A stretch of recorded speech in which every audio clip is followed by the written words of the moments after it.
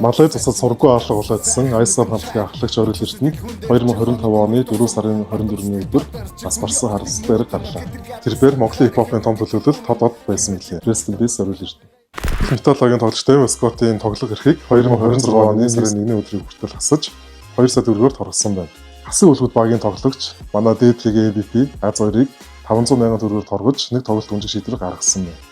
Монголчууд бидний сэтгэлд өгдөг шинэ үсгийн багш Гарти хагалгаа бүгд найрамдаа Солонгос улсын Ханиа их сургуулийн эмнэлэгт амжилттай болсон байна. Цаашдын амьдралд эрүүлэх аз жаргалыг хүсээвэр. Уран олборлох нь Монгол үнэхээр хортой юу. Бадрах Energy компаниас урааны эсрэг тэмцэгчдийг хүлээн авсан уулзалтыг хийсэн байна. Тухайн уулзалтын үеэр Бадрах Energy компанийн захирлыг биенд нь хүрч, нүүрэнд нь зохиж мац хэрэг гарсан байна.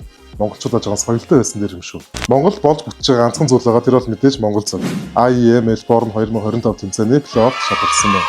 Монголчуудаа амжилт хүсье. Монголын хамгийн том алгын хэрэг болох зоригийн тухай шинэ мэдээлэл гарсан байна. Зоригийн хөнөөсөө хэргийн ДНХ шинжилгээнүүд 99%-аар тохирсон байна.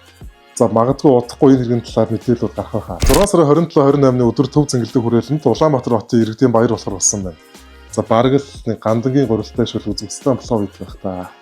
За өрн дулаан цаг ирж байна. Төв Цэнгэлдэг хүрээлэн болон Social Park-д за ерөнхийдөө бол 30 орчим тоглолт зохион байгуулалтна гэсэн болон шуум мэдээ байна. За онцлог юм бол Гинжин, Десант, Айсопын Богигийн тоглолт байна. Ариун нэгжийн тоглолт байна. Гангбигийн тоглолт байна. Гайсын тоглолт хэмчлээ. За дээрээс нь сайхан дулаан болж байгаа юм чинь жил болгон зохион байгуулагддаг Улаанбаатар марафон бас удахгүй болох нэ. Ойрын хугацаанд болж байгаа сонирхолтой сенсац бүх мэдээллийг цаг алдгүй хүргэх болно. Нийтийн бас их байна.